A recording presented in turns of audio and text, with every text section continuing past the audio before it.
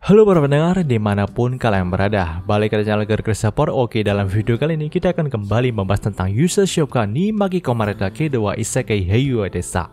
Dalam part sebelumnya, kita sudah mengetahui kalau Kaido telah bermesraan sama Kuro dan kencan dengan Illness. Dalam part kali ini, panel cerita pun berpindah ke flashback masa lalu dari Lilia.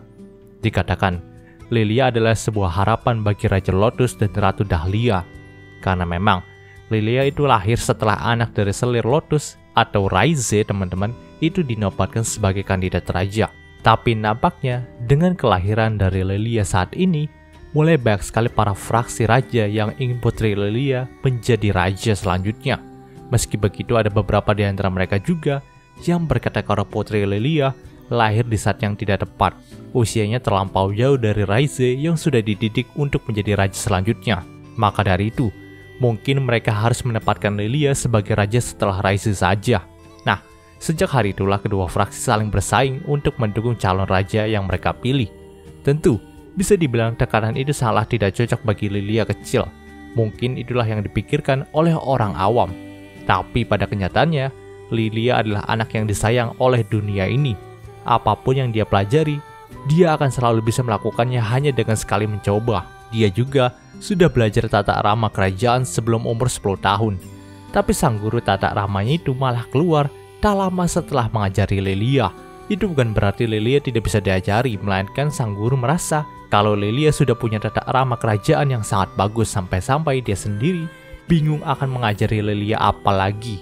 Selain itu, Lilia juga sangat terampil dalam setiap bidang, baik itu musik, tari, ataupun berpedang. Sudah dikuasainya sejak muda. Maka dari itulah, fraksi pendukung Lilia semakin yakin untuk mendukung Lilia secara penuh dalam pemilihan raja. Dan tentu dengan statusnya sebagai anak sah dari Raja dan Ratu Simfonia, Lilia jauh lebih diunggulkan daripada Raize sendiri. Namun karena bakatnya yang luar biasa itu, Lilia hampir saja kehilangan sisi baiknya akibat segala bakatnya yang luar biasa yang dia punya. Dia pun sering sekali menganggap remeh sesuatu hal dan memposisikan dirinya di atas orang lain. Ya, di sini Lilia mulai jadi anak yang sombong. Nah, melihat hal itu, sang raja pun memutuskan untuk mendapatkan anak dari penyihir kerajaan yaitu Siglin untuk menemani Lilia nih. Sekaligus juga menjadi orang yang mengingatkan Lilia agar selalu berbuat baik. Namun nampaknya Siglin akan terlambat melakukan hal itu karena memang dia masih berada di Rikforsia yang jaraknya cukup jauh daripada Simfonia. Untung saja saat ini, di sisi Lilia masih ada Illness. Walaupun memang pada awalnya Lilia juga bersikap tidak baik pada Illness, tapi berkat pendidikan yang diberikannya, Lilia pun menjadi luluh juga. Ya, walaupun memang Illness juga memberikan sedikit ancaman sih kepada Lilia. Di sini Illness mengancam Lilia kalau dia tidak akan berubah dari sikap sombongnya ini, maka Illness akan membenci dirinya. Tentu Lilia kecil tidak ingin orang yang mengurusnya itu sampai membenci dirinya. Jadi dia pun langsung berubah dan terus diajari oleh Illness agar terus berbuat baik kepada orang lain.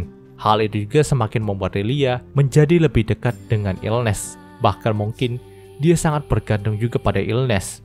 Oleh karena itu, ketika dirinya telah menjadi seorang duk dan dipindahkan dari istana, dia pun langsung menundukkan kepalanya kepada Illness untuk memintanya ikut pindah bersamanya. Tentu itu sangat bertentangan dengan misi yang diberikan Phantasmalking kepada Illness.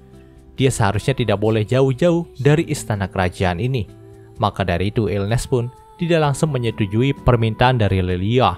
Di sini dia pun pergi lalu meminta izin kepada Phantasmalking terlebih dahulu untuk hal ini.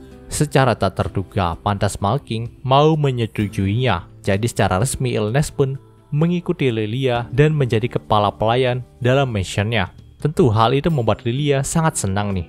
Bahkan sampai hari ini Lilia selalu bersikap seperti anak-anak bila berdua saja dengan Illness. Dia selalu saja menikmati setiap kue yang dibuatkan Illness daripada makanan yang lainnya. Lilia memang tidak terlalu mendapatkan perhatian khusus dari ibu kandungnya. Namun dia masih memiliki ibu yang lain, yaitu Illness. Terlepas dari identitas aslinya sebagai Pandemonium, anak buah dari Phantasmalking, kalaupun memang suatu hari nanti Lilia tahu tentang identitasnya itu, nampaknya Lilia akan tetap menganggap Illness sebagai ibu keduanya. Itulah kisah dari Lilia dan juga Illness. Panel cerita pun berpindah kepada karakter Kaido. Di pagi hari itu entah kenapa Kaito sudah diculik oleh Chronois untuk pergi ke alam dewa. Dan dalam kereta kuda itu, Kaito pun tanya ke Chronois, kalau bukankah seharusnya dia sedang sarapan di pagi ini ya? Tapi kenapa kamu membawaku buat ke alam dewa? Mendengarkan hal itu, Chronois pun langsung minta maaf kepada Kaito.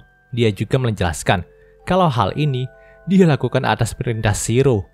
Karena melihat kondisi Chronois yang nampak cukup kelelahan, Kaito pun tahu nih kalau pastinya Shiro memaksa Chronois untuk melakukannya. Nah, di sini Kaito juga sempat tanya, apa nggak apa-apa dia datang ke alam dewa dadakan seperti ini karena sewaktu ke alam iblis saja, dia memerlukan izin yang harus dicapai selama 1 minggu untuk masuk. Mendengarkan hal itu, Chronois pun berkata, kalau khusus untuk Kaito, hal itu nggak diperlukan, karena ini adalah perintah langsung dari Shiro. Saat itu juga Kaito pun mencoba berkomunikasi dengan Shiro melalui telepati. Dan benar saja nih, di sini dia memaksa Chronois buat jemput Kaito, karena memang dia sendiri ingin ngajak Kaito buat mandi bareng di onsen yang baru saja dia bangun. Tentu, Kaito pun kaget dengan hal itu. Memang, gak ada hal yang pernah beres tentang Dewi yang satu ini. Di sini Kaito pun mencoba untuk menolaknya nih, atau setidaknya dia itu ingin Shiro menggantinya dengan kegiatan yang lain. Tapi nampaknya Shiro tidak mau melakukannya. Shiro sudah membantu Kaito selama berurusan dengan Kuro. Maka dari itulah dia meminta imbalan seperti ini kepada Kaito. Dan tentu Kaito pun tidak bisa menolaknya lagi. Terlepas dari itu semua, Chronois pun langsung membawa Kaito ke alam dewa melewati gerbang surgawi. Dikatakan kalau hanya orang yang memiliki reputasi seperti raja dan pahlawan saja yang boleh masuk. Tapi karena Kaito sudah mendapatkan berkas sejati dari Shiro, Kaito pun dikecualikan dari aturan yang tadi. Bahkan, jika Kaito mau, maka Kaito bisa saja meminta para dewa untuk berbuat sesuatu yang dia inginkan. Tapi Chronois yakin kalau Kaito tidak akan melakukan hal yang salah dengan hak istimewanya itu. Nah, sebelum menemui Shiro, mereka pun sempat mampir ke tempat dari Fate terlebih dahulu nih. Dan seperti biasa kalau di depan Kaito, Fate itu langsung pura-pura kompeten karena memang dia itu ingin menjadi istri dari Kaito juga. Tapi motivasinya jadi istri Kaito itu supaya dia bisa hidup malas-malesan, teman-teman. Tentu, fakta itu langsung membuat Chronois membeku tak berdaya nih. Nah, dalam kesempatan itulah, Fate pun langsung mendekati Kaito dan hendak menyosornya. Karena nih, dia juga udah tahu dari Shelter kalau Kaito menjadikan Kuro sebagai pacarnya. Nah, cewek yang dada papan aja bisa jadi pacarnya Kaito, apalagi dia gitu yang super boing-boing. Itulah pemikiran awal dari Fate. Namun saat itu, Alice pun tiba-tiba aja muncul untuk memperingati Fate agar tidak nyosor Kaito kali ini.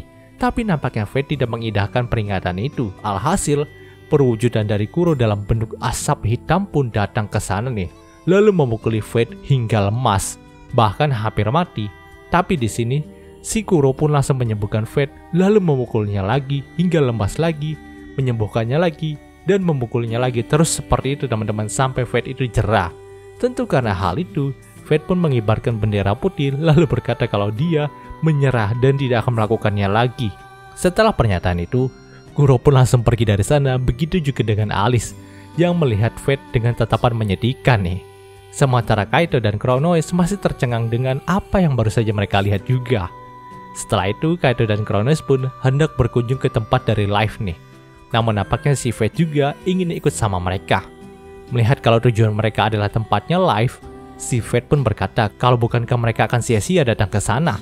Karena memang mungkin Life sendiri tidak akan bangun dari tidurnya ataupun semedi gitu. Mendengarkan hal itu, Chronois pun membenarkan hal itu. Tapi akan tidak sopan jika mereka tidak mengunjungi Life saat membawa Kaito ke sini. Dan memang benar nih, saat Chronois dan Fate memanggil Life dari luar kediamannya, si Life itu nggak bangun sama sekali dari semedinya. Namun gak disangka saat Kaito memanggil Life, si Life itu langsung bangun lalu menyapa Kaito dengan senyuman lembutnya. Tentu hal itu membuat Fate dan Chronois sangat terkejut.